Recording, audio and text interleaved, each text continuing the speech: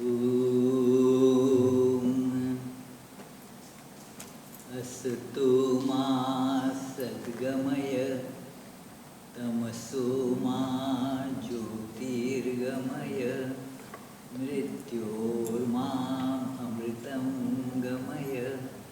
Om Shanti Shanti Shanti. Lead us from the unreal to the real, from darkness of ignorance to the light of knowledge, and from this limited mortal existence to the unlimited, immortal, divine existence. Dear friends, I feel so happy for the wonderful work that you have done here, that shows the dedication and devotion of the all members of this temple. It is, I was witness of all that, they desire to build a big temple, and how to do that. The space was falling much shorter for all the programs. And, well, with the divine blessings, coupled with the tremendous efforts that you all have put in, has now made this beautiful place. I feel blessed to come here again after a gap of some 3 years. I could not come here, I think in 2019 because of some program, and then 2 next years everything was stopped because of COVID. So this is the opportunity that came my way, and I was not going to miss it.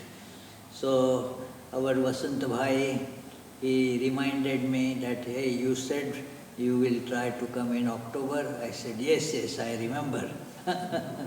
And so I am here, and as always, I love the devotees here. Not that we need a large hall full of people for such discussions. A few dedicated people who want to practice these wonderful principles and make their life a better, more human life. So it is the two types of life that we live. One is caught in the flesh as just bodies. It is like any other animal's life. In fact, it becomes worse than animals' life, because animals at least have the excuse that they cannot know any better, and therefore they are living this.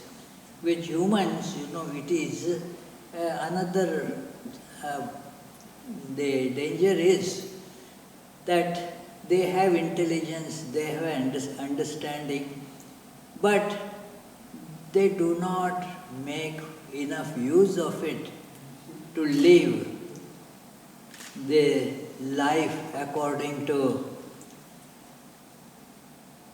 what a human being should live like. So human life is, the topic that we are going to discuss today is the life of yoga. Yoga is the primary word in this Raja Yoga that we are going to study. Raja Yoga. So Raja Yoga is a variety of yoga, and human being life is for yoga. To understand this word, let me tell corresponding another word. Another word applies to only the animals and human beings as well, and that is bhoga. Yoga and bhoga. Bhoga means life that is devoted to sense enjoyments.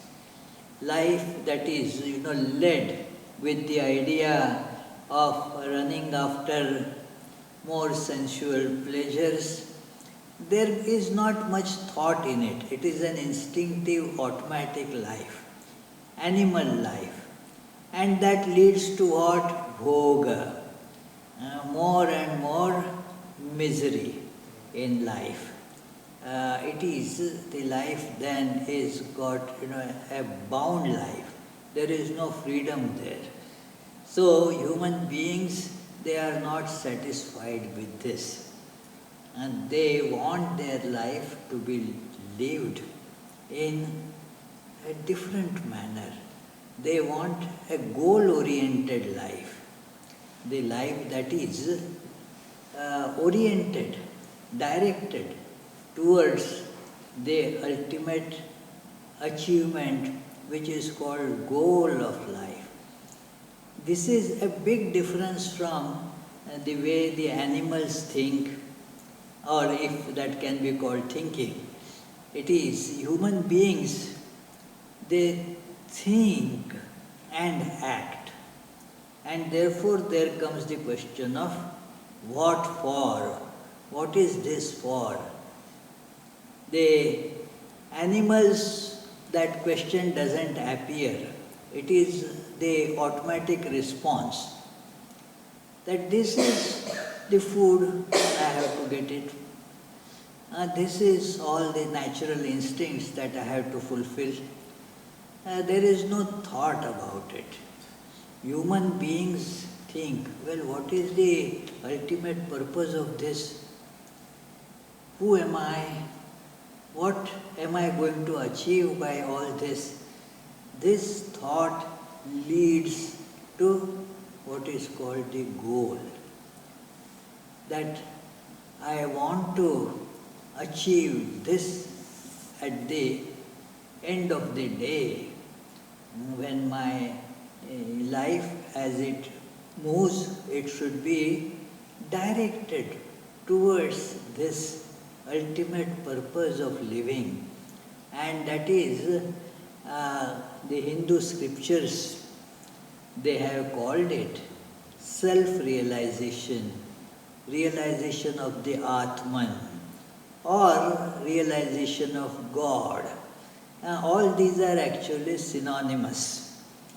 God is same as our true self.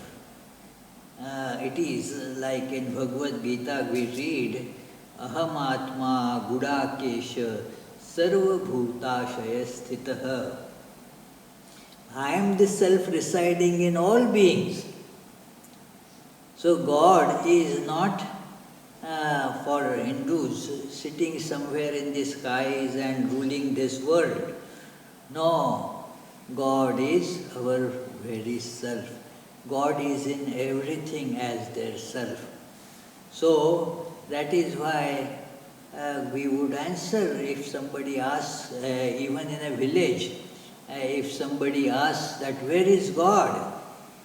A villager, even though illiterate, would say, the God is in everything. Kan kan mein hai.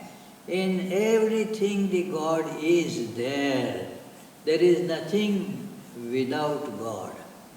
So, that is the self of everyone. That is also called, when you look at it from the pervasive point of view, we call it Brahman.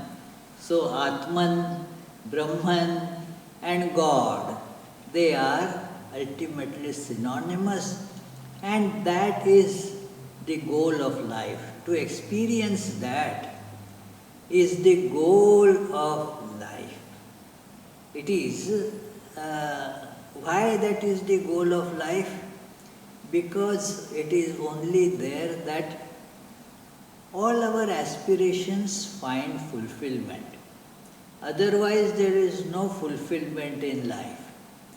It is always then, what next? I have gotten this, what next?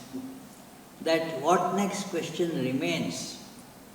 But when you realize your true self, then nothing remains to be achieved. So that is why that is goal. So human beings understand this. Now what about practicality? Practicality requires practice. You have to gradually train yourself. See, understanding is one aspect, but that doesn't really give us that whole thing. It is easy to, say, read a book on swimming, but that is not, that doesn't make us an expert swimmer. We don't become Michael Phelps by reading just a book on swimming. And we have to train ourselves with lot of, strenuous, well-guided, methodical training. Then what has been read becomes our experience. In everything it is like that. Even in, say, profession of a surgeon. In this part, you have wonderful medical facilities. So, a surgeon, it is not just reading the book about surgery. There is a nice joke that one man was to be operated on, and when on the operation table, the man was lying there to be ready to be cut. So he said to doctor, I am tremendously scared, this is my first surgery. And the doctor said, don't worry, this is my first surgery also. Look, am I scared? No, it is, why are you scared? It is not just your first surgery, it is my first surgery also. So, probably that person on the that operation table must have had a heart attack right there. Because you need lot of experience, lot of practice, lot of training to get that skill. So we all understand. Everybody understands. As I mentioned, even an ignorant person in village, ignorant means illiterate, let us say, even an illiterate person in a village will answer this question that yes, God is in everything. God is in me. God is my self in me, Atman. But do I experience it? That is the question. If I experience that God is in me, then shall I be depressed? No, obviously. Shall I get all the bad thoughts? No. Shall I be telling lies? No. Shall I cheat anybody? No.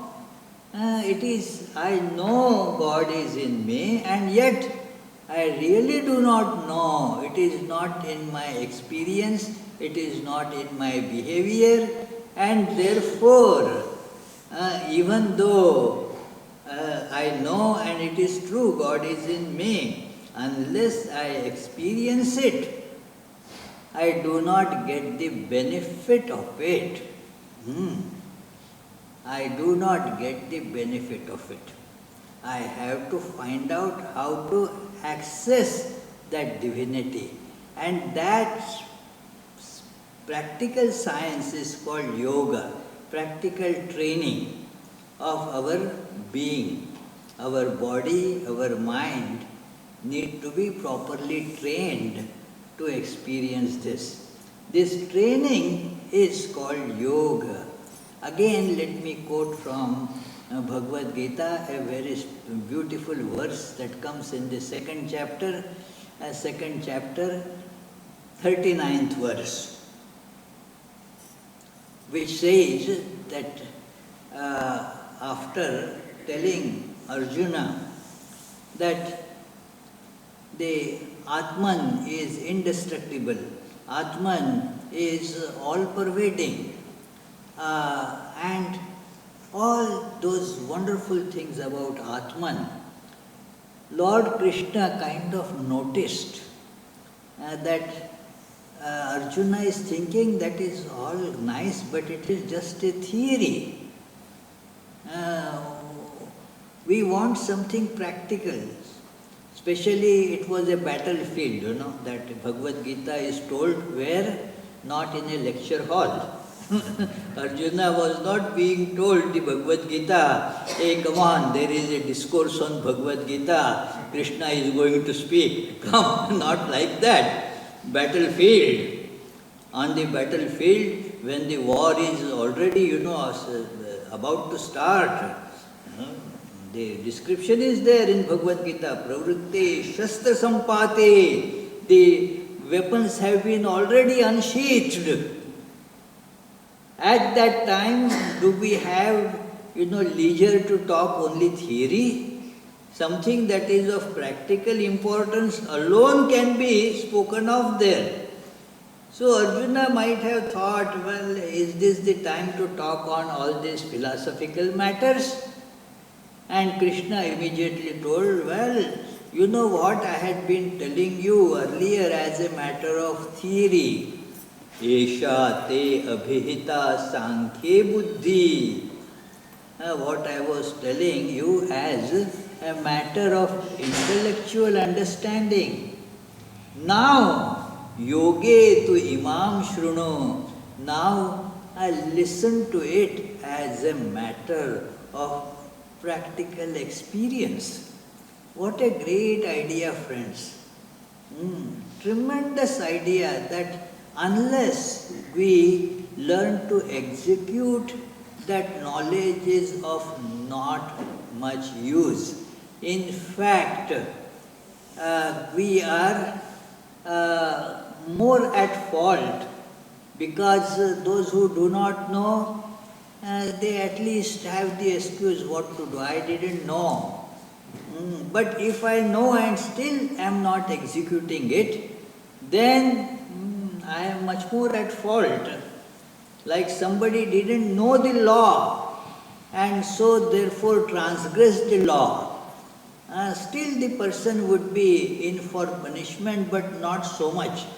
If somebody, compared to if somebody knowingly, deliberately broke the law. So it is like that. In Bengali there is a nice word for that. They are called Jnana Papi. Jnana Papi means they have the knowledge, Jnana is there, but still they don't act according to that knowledge. So they knowingly commit sins. So it becomes a state like that, and thus, since we know it, our conscience keeps on biting us, that I know it, but I don't execute it. So it is not really the knowledge worth calling knowledge. It is knowledge only when I am able to put it in practice. And then therefore, what ensues in Bhagavad Gita is the great science of yoga. Every chapter of Bhagavad Gita thus ends with this beautiful colophon that it is Brahma Vidyayam Yoga Shastre. It is Brahma Vidya as well as it is Yoga Shastra. Means it is understanding and implementation. It is theory as well as practice. Both. It is education as well as training. We hear these two words, in pedagogy, that it is education is one thing and training is another thing. That like somebody wants to become, say, police officer. It is not just book reading, you need training for that. Every profession has these two things, and this is that science of yoga is that. to understand and implement. So, Swami Vivekananda was the greatest teacher of this yoga discipline for the modern world. All over, you see, these ideas were ushered in by Swami Vivekananda. This was his first book published, Raja Yoga. It is, and in the published editions now, they gave the 4 important points which come actually in the later part of this book while explaining Patanjali's yoga aphorisms. These 4 sentences come, which let us read first and then start further with this study of this great book. This is a study, and I suggest it will be nice for you all to keep a copy of this book while we study. You may not have the book in your your hand, but this is all the days of on internet. The PDF is available, so you can on your phone or tablet or laptop, wherever, you will find this Raja Yoga by Swami Vivekananda as a PDF. So we will be more benefited while studying if we have the text before us. So let us read these 4 wonderful sentences. In a way, they are called that 4 sutras, Chatussutri of the Vedanta practice. The first thing is, each soul is potentially divine. We have to remember this. Each soul. So, everybody should tell oneself. That is what it means. That I am divine. I am divine. Please say, all of you, I am divine. I am divine. It is. Do you believe that? Do you understand that? We have to believe this. I am divine. Now, the goal is to manifest His divinity within. That is the goal, to manifest His divinity that is in us. Manifest means what? Then it becomes actually available for us. It is. There was that, I had told this joke some time back, that there was, like you had this construction, and there was in a church, there was some such big construction work was to begin. And then the minister, he said, I have good news and bad news. The good news is that for all our construction purpose we have enough money. Even for the maintenance we have enough money. That's the good news. The bad news is that money is still in your pockets.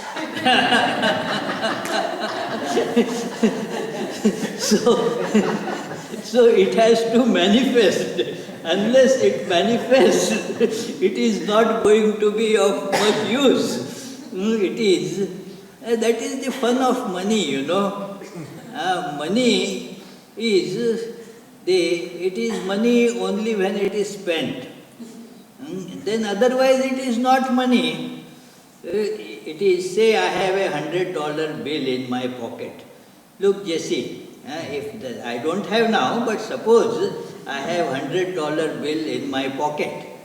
Then It is just a paper. When it becomes money, when I go to shop and spend it, then only it becomes money, and then it goes away. So, that is the manifestation. So, the divinity within, if not manifested, it is no use. There is divinity within, and then I get upset and angry every now and then. What is the use? I do not treat people with proper dignity. What is the use of that divinity within? I am terribly selfish and besieged that by all that bad thoughts. I am surrounded by that. So what is the point in saying that I am divine? The goal is to manifest that divinity in one's life. What is the goal?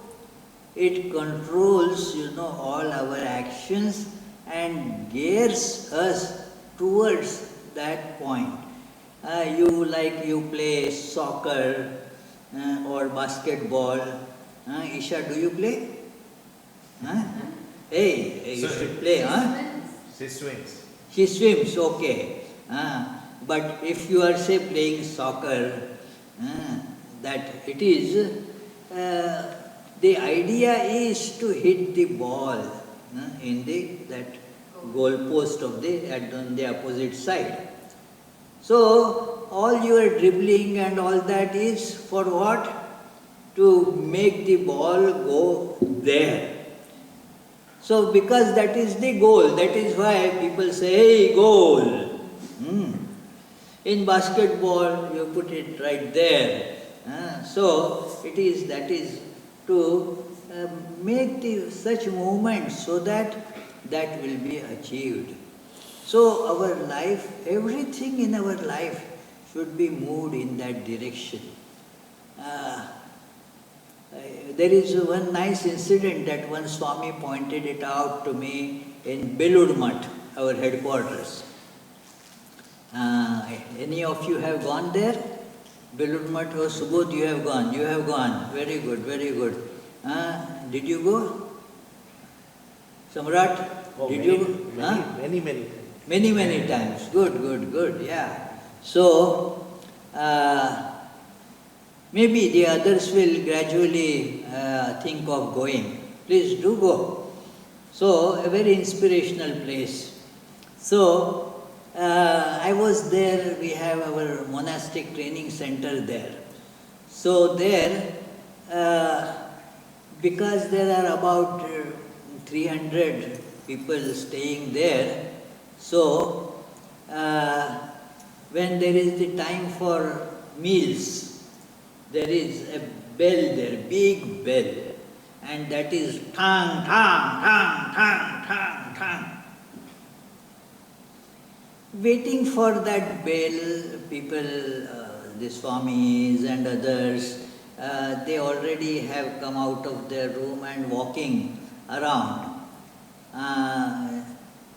And one Swami pointed out, look, now as soon as the bell rings, wherever that person is, the feet will automatically turn towards the dining hall.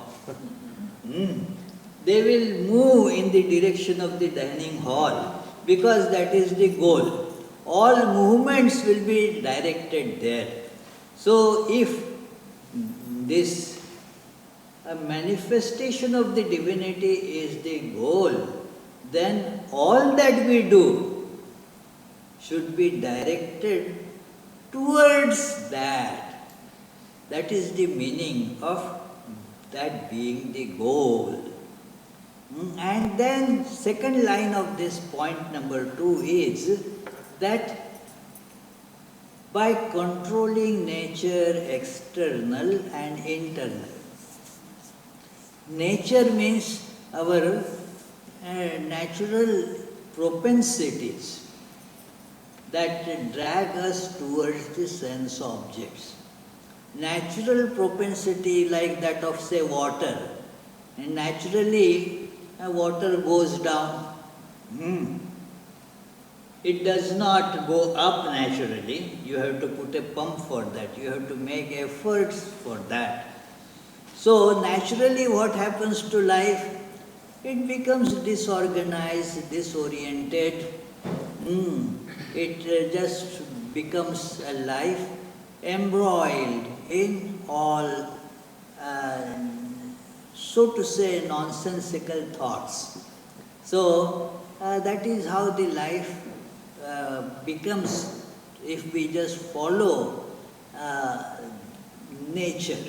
Nature means this here, that all the automatic tendencies that we have, they are all animal tendencies. They take us down. It is the law of nature that things deteriorate over time. Automatically, you don't have to do anything for that. Like our Damayanti Ben, she fed us with very nice food. Wonderful, so delicious.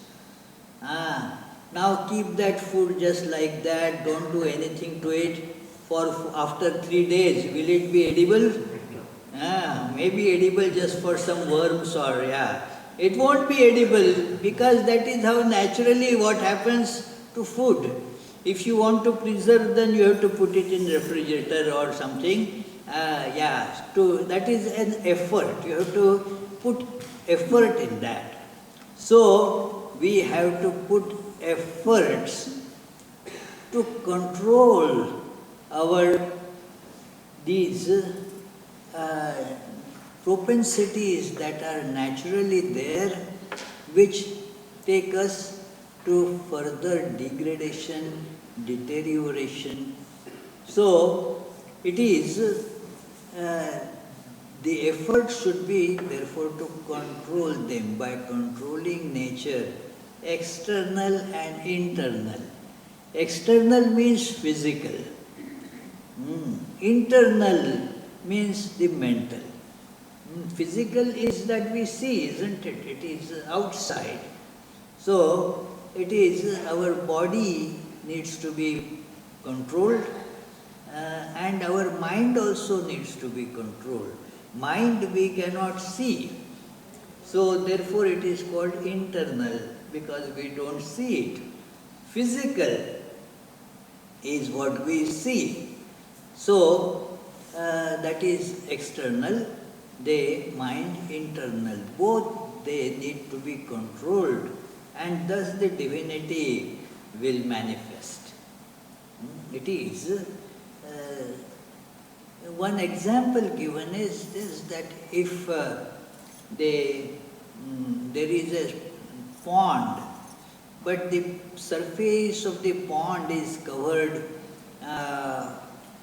with all dirt, so algae and dirt they are covering, and then the water therefore is unclean. So you cannot see the bottom of that pond. Now if you clean that, then you will be able to see the bottom of the pond. So we will be able to see the inner divinity by controlling nature, external and internal. So that is the process of purification. So, and he says that do this, these are the different ways of practicing yoga. Do this either by work or worship or psychic control or by philosophy, by one or more or all of these, and be free. It is the training, as I was mentioning earlier, it is matter of training. And training should be to all our faculties. It is like we have our intellectual faculty that needs to be trained to think about God. That is called the yoga of knowledge, or here as it is mentioned, philosophy. Think properly, think in that direction. So that is the training of the intellectual faculty. Then there is the training of our feelings, thinking, feeling and willing. All the three need to be properly controlled and trained. So when it comes to feeling, it is the yoga of bhakti or devotion. We shall be talking about that tomorrow. And then there is this yoga of action. That is called karma yoga. That is learn to work without getting caught in the work. In brief, you can describe it like that work but don't get attached to the work. Not as simple as it appears. One never realizes when the work has caught us. So it is that nice story that two friends were walking on a very cold night, and it was cold, the street at night. So one friend saw a blanket lying on the side of the road. He said, "Let me go and get that blanket. It will be somewhat warm then for us. Otherwise it is very biting cold." And so he went to get the blanket. And then he went to get the blanket, was not coming back. This friend shouted, "Hey, bring the blanket and come. We can put on the blanket. Come on, bring the blanket." The friend screamed, "The blanket is not coming." "The blanket is not coming, what is this?" I said, "Okay, then you come." "Well, the blanket is not letting me come." It was a black bear, not a blanket. So he didn't catch the blanket, the bear had caught this fellow. So it is like that the work catches us. We go to do the work, but get caught in the work. We forget that we are here to become liberated. We should be the masters, but the work starts controlling us. So we become caught in the work. So this is to do work without getting caught. That is called the yoga of action. And then this, what is the books? This specially deals with yoga of psychic control. Learning to control the mind. All that goes on in the mind, and let us observe and control it. The mind gets thrown off in so many modifications, and we find it impossible to control. It starts controlling us. It is a very difficult job because we don't see the mind. Controlling mind means control what? It is not seen. It is something that is seen. We get some idea about controlling it. That yes, keep the book here, okay, kept. Keep the mind here, can I do it? It is the word becomes meaningless, controlling the mind. So what it means, controlling the mind, is therefore not easy. We have to see how the mind functions, understand it. It is, and then see how it affects our actions. Although we cannot see the mind, we see the effects of its working. And by looking at the effects, we will be able to see the state of mind, and thus we will be able to gradually bring it under control by proper observation. So this book is about that. And it gives several means of doing that. Swami Vivekananda has discussed these ideas with such tremendous depth and I don't know any other book before Vivekananda that deals with these topics with such clarity and in such modern language, understandable for what we call today as a scientific mind. It is scientific mind. The Vedanta should be also studied, the religion also should be studied with scientific mind.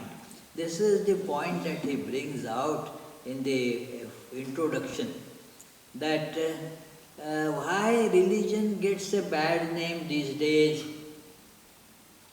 Because firstly, 10 people will have 10 different opinions, 10 different gurus and 10 different religions will say different things. So what is true, who knows? And then none of them have any evidence to show that, like science, you have the evidence, and thus on the basis of that evidence you can prove. Come on, this is the proof of this. This is the evidence for it. Now all these religious theories, you have to just accept them on belief. And it is an insult to our human intellect to accept things only on belief. We want to think. We want to get evidence. We want to have proof of it. And then we can accept that. So this is an important part of this religious practice, that Raja Yoga brings about this, that it is a science, a transcendental science, the science of how our inner faculties function, and thus we get to understand these subtle functionings. Same method as science is used here. In Vedanta, and especially in this science of Raja Yoga, what is used is this observe, like science, it observes, analyzes, observation, analysis, conclusion and generalization. These are the steps through which it goes. So the same thing has to be done, but for this purpose of controlling our mind. So Swami Vivekananda begins, but yes, one more thing we have to read. That this training of all these faculties, this yoga, he says, this is the whole of religion, to become free, what we call in our scriptures mukti, and we want to get liberated, mukta. So mukti, so this is the goal of life, and this is the whole of religion. All religious ideas, they can be generalized in these 4 yogas. Yoga is one, these are the 4 aspects of this. Just as a car has 4 wheels. So if Samrat drove me here from Durham Raleigh airport to here, now his car has how many wheels? 4. 3? 4, 4 wheels. Now all 4 wheels have to go in one same direction, isn't it? If one is going towards east, the other say, no, I want to go to west, then the car will be broken, it won't go anywhere. So all these 4 faculties, that is the faculty of philosophical understanding, faculty of action, the faculty of feeling, faculty of psychic control, all these must work in unison, in a harmonious way, and thus our life will get to the goal where we wanted to go. As soon as we were came to the close, he said, where is 350? His house is, the number is 350.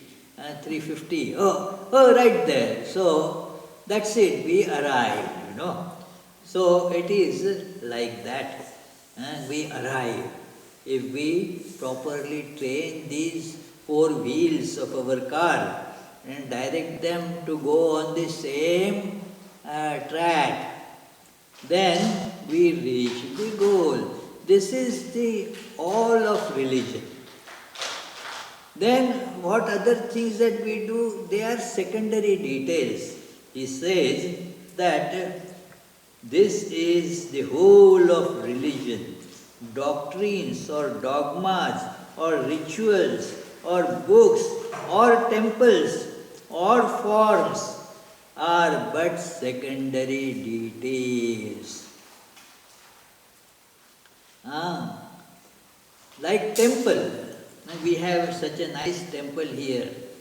But let us not put the cart before the horse.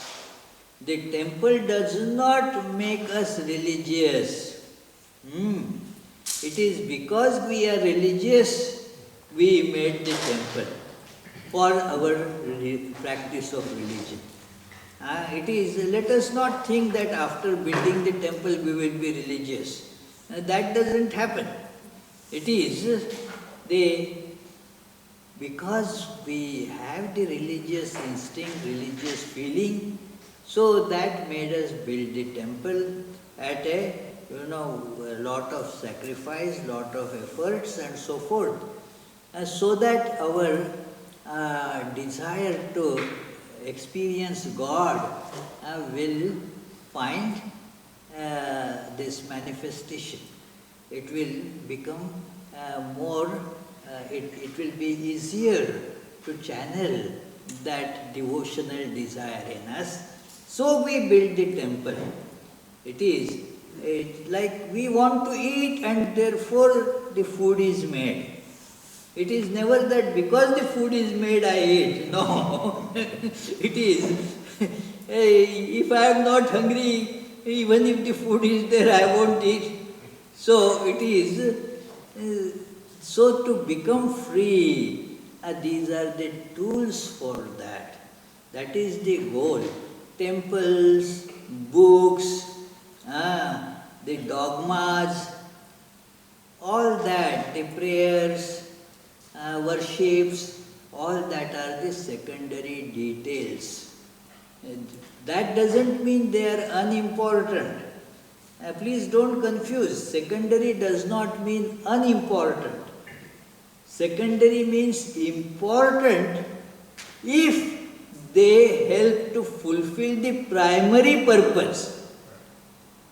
Then it is helpful. It is, otherwise it is not helpful. It is that, otherwise it is wastage, you see. Secondary details are, yes, they are very important.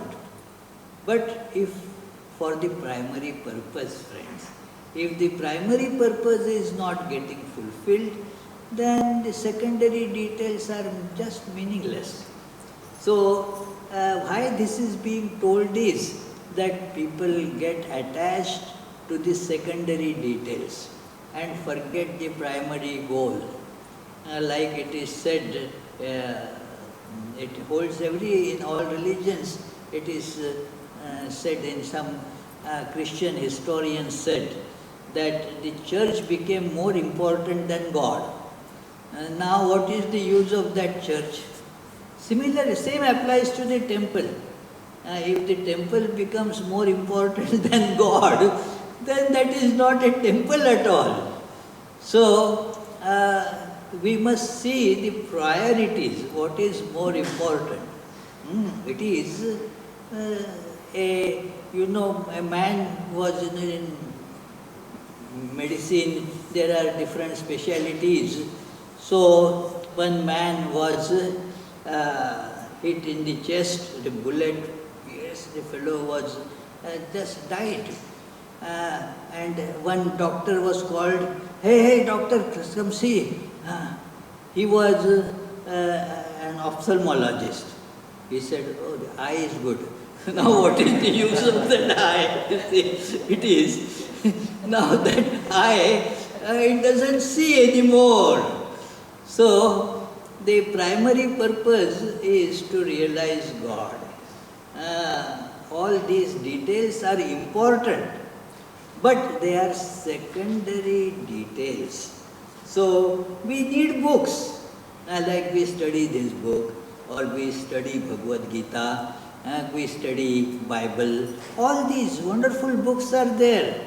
We should study them for what? For realizing God. If not, they are not of much use. So, secondary details are meaningful, It is like if you want to, she goes for swimming. So, your swimming gear is secondarily important, It is. Firstly, you have to swim, Just putting on the swimming suit doesn't make that you swim. It is. But for swimming, it is. If you are going to swim, then that is important. So, we have to see this. We sometimes, or unfortunately more often than not, these priorities get switched. And so, like a person will get hung on, that just I want this kind of swimming dress. So much into it. No, if not, then I am not going to swim. Well, is swimming more important or the dress is more important? So, these things are, the priorities should not get reversed. That is why Swamiji says that it is, all these are important, but secondary details. Then he turns towards this. The preface also is actually written by Vivekananda himself. So, and Vivekananda was a great yogi. One who has realized these Vedantic truths that I am the divine, I am Atman, and was seeing the same Atman everywhere. And that Swami Vivekananda, who has practiced such concentration that the feats of his concentration are well known. See, in a short life of 39 years, imagine, what one does in 39 years ordinarily, and what tremendous work he achieved. It is just unimaginable. Even the secular learning, so-called secular learning of Vivekananda was astonishingly huge. When did he study all this? Well, he didn't need to spend so much time in studying. The concentration is so much that he was reading that one Encyclopedia Britannica volume, one volume per day. Imagine, about 1,000 pages. And everything was all assimilated. One would say, no, not possible. His disciple, Sharat Chandra Chakravarti, he said, no, not possible. He said, what are you talking about? I have read all this. Ask anything if you want to verify. And he just asked those things which are really very abstruse and unknown. And Vivekananda answered very well, actually quoting from that book itself. So, and he immediately said, this is not something, to be wondered at. Anybody can do it because this is science. One important thing about science is anybody can do it. That is not a personal monopoly that only belongs to this. Anybody can do it. If you do the things right, you will also get it. It is like following GPS and coming to an address. Anybody can do it, It is not that our Samrat only could go to Pandyaji's house. Anybody who has address can go there. So it is, anybody can realize these truths. He told the disciple, don't be just wonderstruck that how great this my Guru is. No, it is anybody who practices these things with dedication will be able to do it. So, that is the thing, that practice. One does it, then you get it. So, what is time now? Oh, okay. So, we will read a little bit of this preface and then take a short break and then resume again. Since the dawn of history, various extraordinary phenomena have been recorded as happening amongst human beings. Witnesses are not wanting in modern times to attest to the fact that such events, even in societies living under the full blaze of modern science, the vast mass of such evidence is unreliable as coming from ignorant, superstitious, or fraudulent persons.